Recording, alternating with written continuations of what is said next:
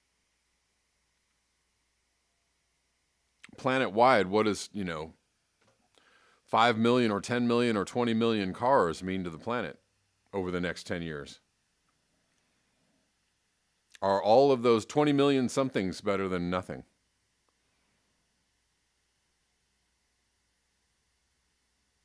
The answer is hell no. But, on an individual level, oh, it's really cool. My electric car is really cool, and I've powered it by solar panels. Cool. Super cool. It's like, breaking everything down into like, well, there's only I'm only contributing so much to the destruction of the planet. What can one person do? My little recycling, or my little turning off of the faucet, or my little, using less water. What is that going to do? Well, if you multiply that by millions or billions, it's a whole lot, right? So yeah, oh, cool, awesome. My little solar panel and my electric car, super cool. And I'm not emitting fossil fuels. Okay.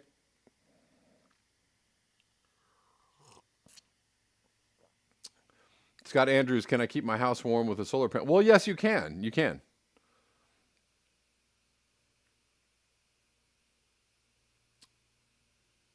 And that's why, honestly, I'm being honest. Like, I'm thinking about getting a solar panel or two for my house.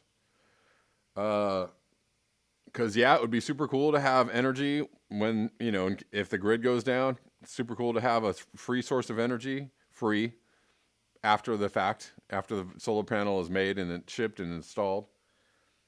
Free from that point, or free for however many years the solar panel lasts. That would be super cool. I would really enjoy that. But again, I have to think about I don't know.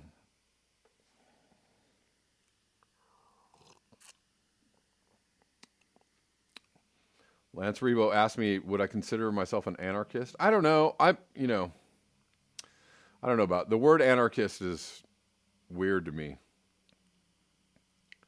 It's one of those words that people, think mean one thing or insist to mean another thing. I don't know. I wouldn't say that I'm necessarily an anarchist. I don't necessarily align myself with being an anarchist, but if I align with anything, I'm probably closer to an anarchist, but not necessarily. I don't know.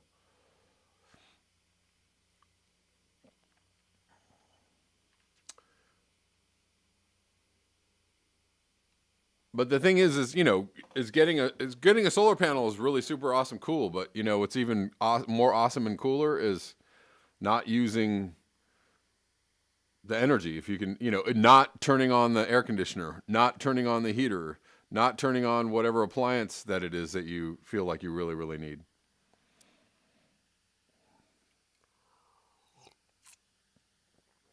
And it's really hard to not turn those appliances on. Not turning on my car. Really hard not to turn those things on. But that's a way more valuable internal discussion, I think, than whatever. Irk One says coal power has doubled, but empty niceties have quadrupled. Indeed. Smart grids powering smart bombs, right?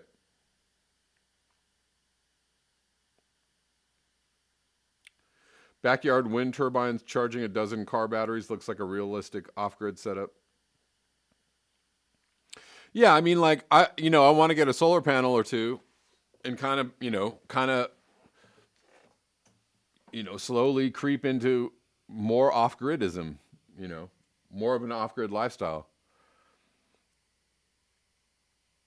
And maybe that would lower my energy intake even more. I don't know.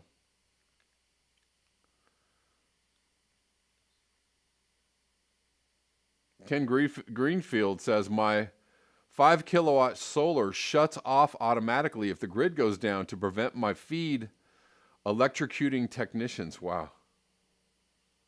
Huh. Okay. But does it shut off to you? Why would it? If it shuts down the outgoing feed, that makes sense. But would it shut it down completely so that it doesn't work for you? That doesn't make any sense. That seems a little bit overblown.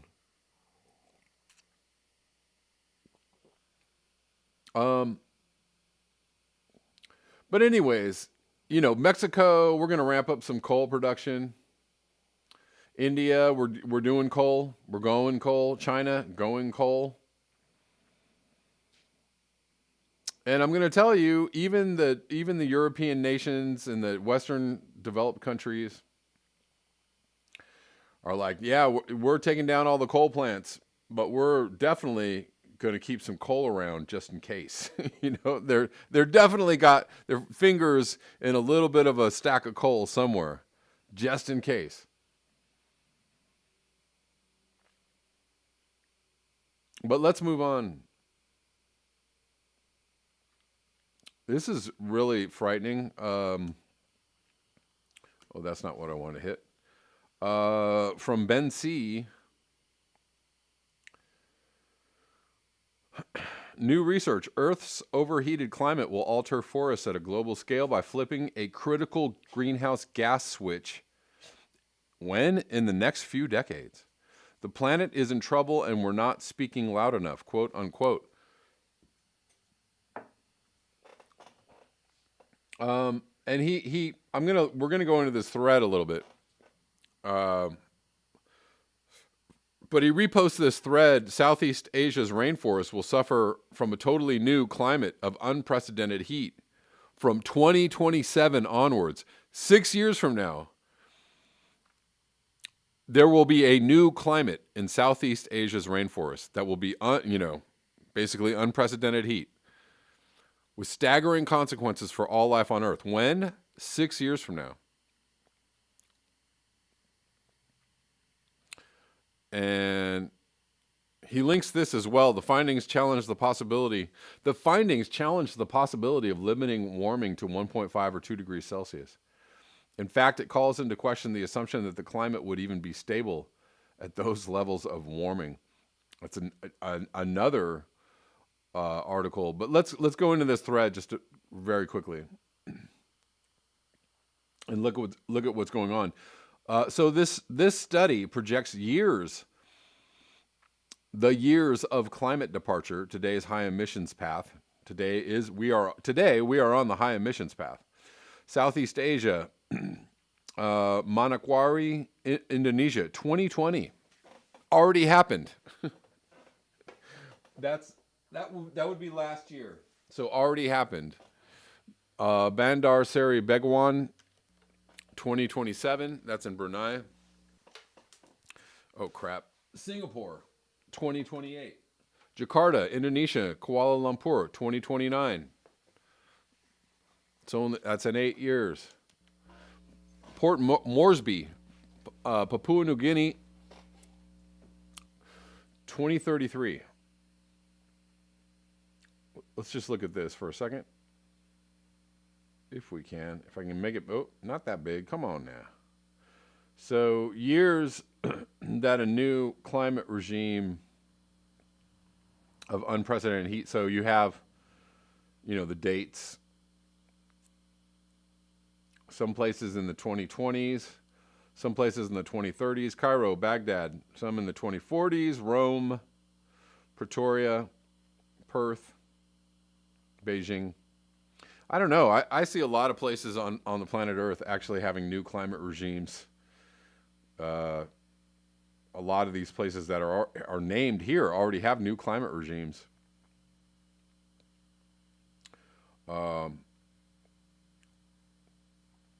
Or new regular occurrences of extreme weather due to climate change. So that would be today. Anyways.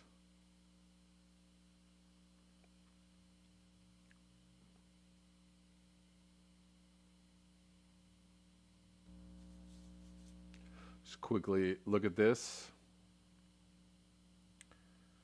Projected timing of climate departure from recent variability. Ecological and societal disruptions by modern climate change are critically determined by the time frame over which climate shift beyond historical analogs.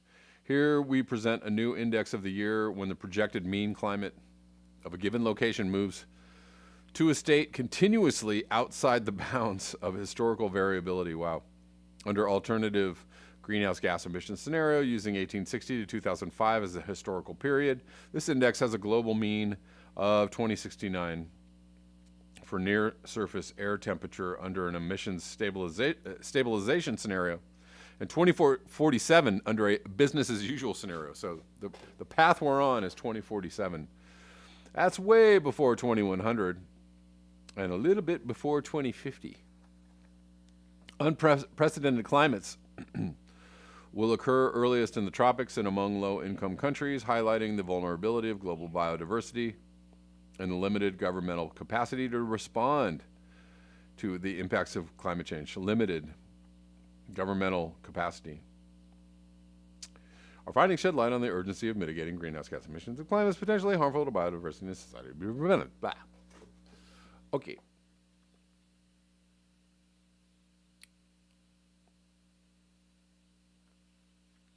He goes on to say Southeast Asia among the world's major deforestation hotspots. Bulk of deforestation in tropical, humid, and lowland forests. Habitat destruction among highest and most severe in terms of biodiversity loss. Deforestation rate comparable to Central and South America. Deforestation in Southeast Asia is greater than previously recorded. Corporate supply chains are seldom clearly explained. Never mind the overarching pressures of the global growth economy on all nations. Logging and clear cutting for food production, cash crops, and agriculture are the main drivers of this forest loss. Also, see renewable technologies. Corporate supply chains are seldom clearly explained. It's going to be fine. We're going to have electric cars. It's going to be all powered by solar power, and it's going to be wonderful. It's going to be great. It's going to be a whole new world. Let me quickly, I wanted to say, I want to clarify when I said that renewables were a small portion of the energy mix in the U.S., 80% of the nation's energy comes from fossil fuels, 8.4% from nuclear. They say 11.4% from renewable sources, but that includes hydropower and or dams, right? So other things. So when you're talking about, nuclear, that's, I guess, somewhat renewable. Check this out. In the renewables section, biomass. Biomass is half, almost half. Biomass.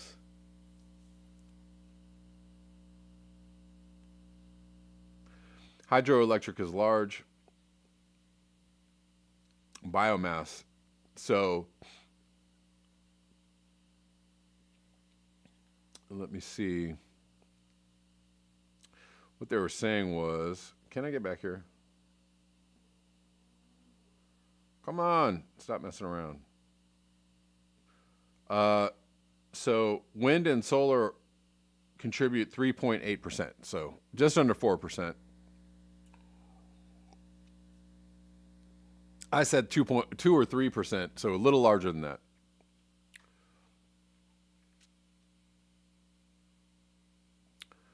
But, biomass, that's always awesome. Biomass is always awesome. That means trees. Burning stuff. Just burning stuff. Let's go back to this Benzene thing. Hold on, let me get rid of some of these because it's too much. It's too much.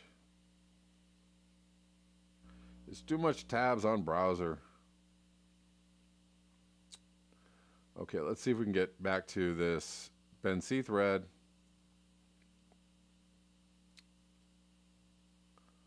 So going back to this article, let me see. We're going to go back to this article very quickly. Try not to go too long today, guys. I'm trying to keep my live streams to about 30 minutes in these days. Mainly because I have many other things to do in life. And so doing like hour-long live streams, I can't do it. And I also like to do neo-realism broadcasts on Rockfin, so I need a little bit of time for that too. Okay, enough about me. But this is from January 13th, 2021.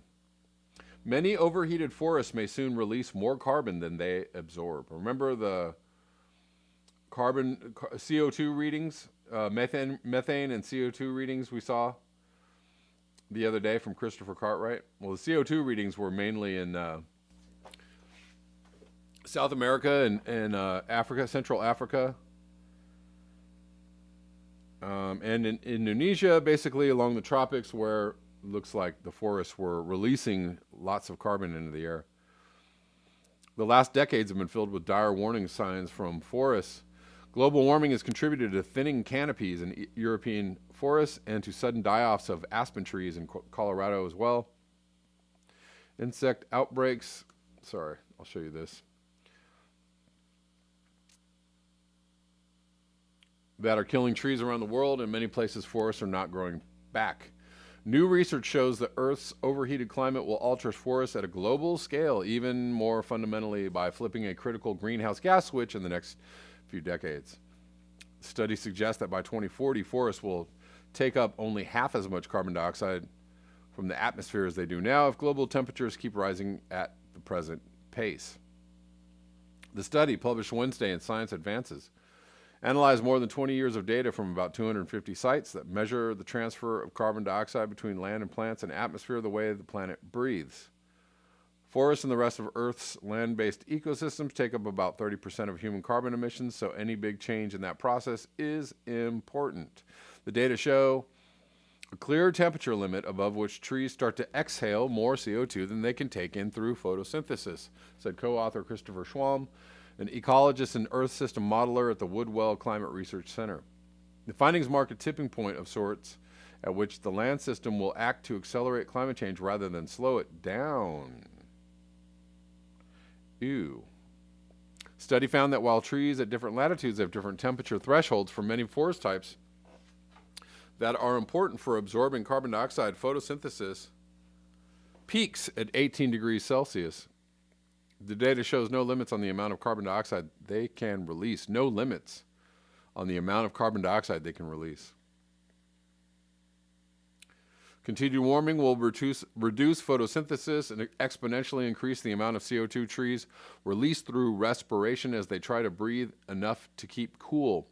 That will turn many vegetated landscapes from carbon sinks into carbon sources within 20 to 30 years, accelerating climate change, the study concluded. We're in bigger trouble than we thought. It's worse than expected. Oh my God. Global warming is shifting the climate so fast that there will be no stable new normal for the foreseeable future, said Louis Schipper. If forests start exhaling more CO2 than they take up, we're in bigger trouble than we thought. The time that ecosystems have bought us when we should have been doing something about reducing greenhouse gas emissions, we've wasted it, Schipper said. All our figures show we need to stop it now. How bad do we want it to get? That's our challenge and choice. Again, nothing is way better than something. We gotta get really intimate with a whole lots of nothings. The more nothing you can take into your life, the better. That's all I'm trying to say. Nothing is way better than something.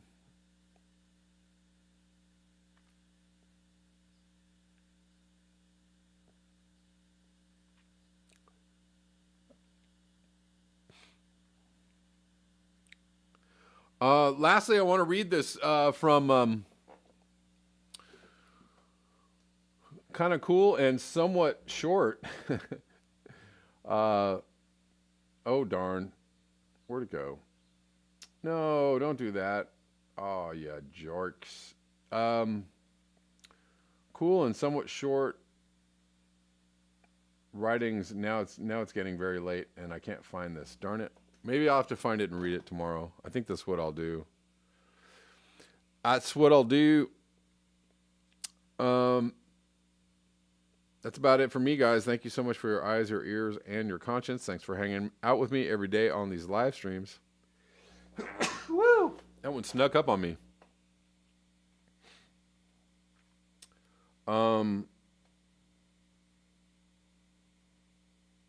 Rich Diana says, don't forget that pesky time lag in the emissions effects. There's that too.